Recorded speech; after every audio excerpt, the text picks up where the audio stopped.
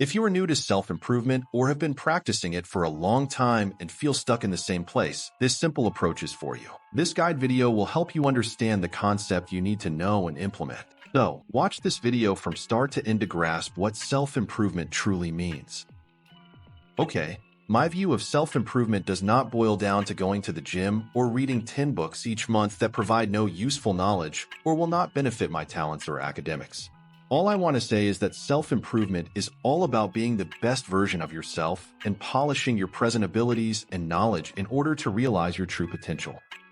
Self-improvement requires accepting and embracing oneself once you've acknowledged all of your talents and weaknesses. You should practice self-care in terms of health and knowledge, focusing on negative aspects to eliminate them from your life while encouraging positive qualities. For instance, if we assume our strengths are waking up early in the morning, making the bed, taking a shower, writing a journal, and making a to-do list, And our weaknesses are procrastination, making invalid excuses, and being aggressive because nothing is planned in the journal or on the to-do list. It's terrible, right? So please listen to me. You can take hundreds of self-improvement courses and read hundreds of self-help books. But if you can't identify your strengths and weakness, and if you can't accept the attributes yourself for them, no number of courses or books can help. Now the question is, why can't people accept themselves? The reason is simple. We have insecurities and are influenced by other people's perceptions. We have accepted the beliefs that others hold about ourselves. All I can say is, don't give a crap. Now, if you're ready to accept yourself, let me walk you through a few significant elements of self-improvement. self-awareness. Knowing your strengths, weakness, values, and ambitions is essential for determining where you wish to develop, which I stated in terms of strengths and weaknesses. It's also crucial to be aware of your surroundings because if you're working on your future, acquiring new skills, and working hard, you don't want any idiot to disrupt that process.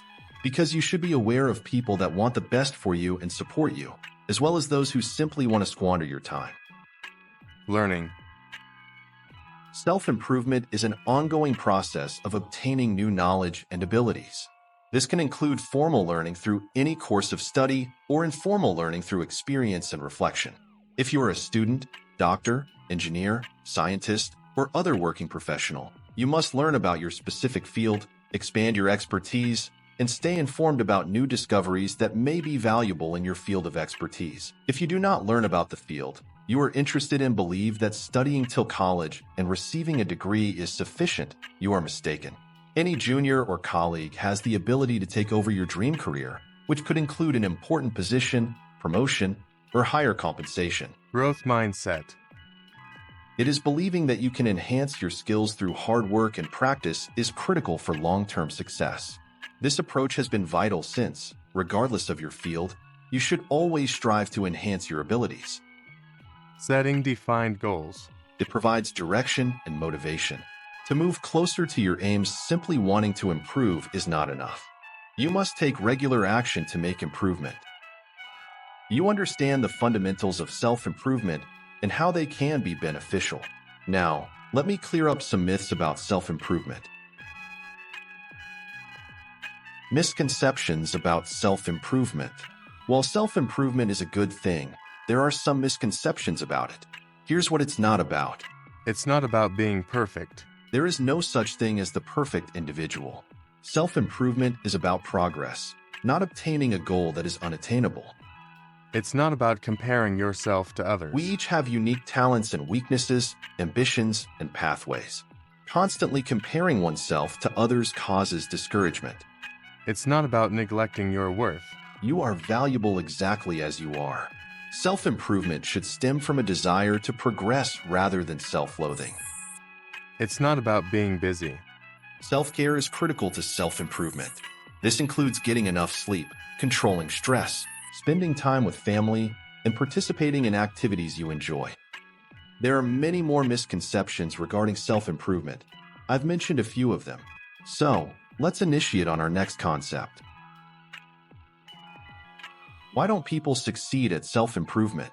Let me be transparent. Like many others, I failed at self-improvement. After a year, I decided to try it again. Then I understood why I had failed at self-improvement, which I will share with all of you. Lack of clarity. I begin my self-improvement journey without a defined goal in mind. Unrealistic expectations. I kept thinking that I'd be strong, knowledgeable, and successful in a short period.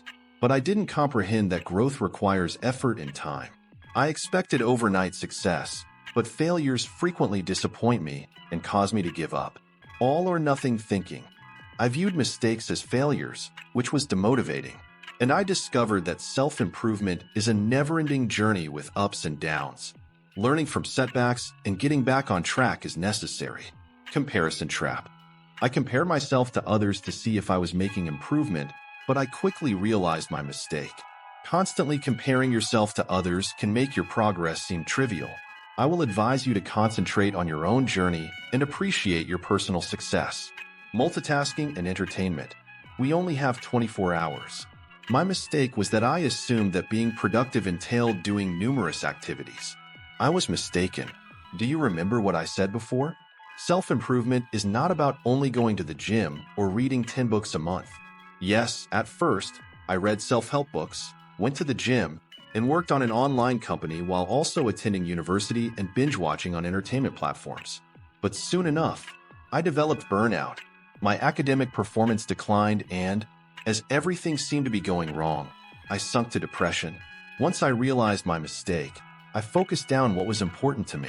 Instead of 2 hours at the gym, it was now only 1 hour. Instead of self-improvement books, I read books about my studies and general knowledge. I quit binge-watching on entertainment platforms and used the opportunity to spend quality time with friends and family. My life was back on track within a few weeks. I am satisfied with my life right now. Impressing others. I've never felt the urge to impress others, either before or now. However, some people take on self-improvement to impress others, which is a mistake. Because, as I previously stated, self-improvement is all about self-love. Whether you want to impress others or attract opposite sexes, you will fail because improvement requires time and effort. And you're just showing off how good you are. This desire to impress people originates from a sense of rejection, and all you want to demonstrate is superiority. Procrastination is a huge issue for us. We strive to postpone our tasks because of it. I'll make a separate video on it because there is a lot to learn about the topic. So, do subscribe to my channel for future updates. In the end, I've included some action steps to help you figure out where you went wrong or why you failed at self-improvement. The first step is to use a screen time app or widget to track yourself for 8 to 10 days. This will allow you to track how much of your valuable time is being spent on apps. If it's job or a project that's helping you generate money or help with your studies, that's fine. However, if you spend more than 4 hours on games, social media, or entertainment platforms, that's a huge red flag in self-development, because you spend 1/6 of your day on mobile.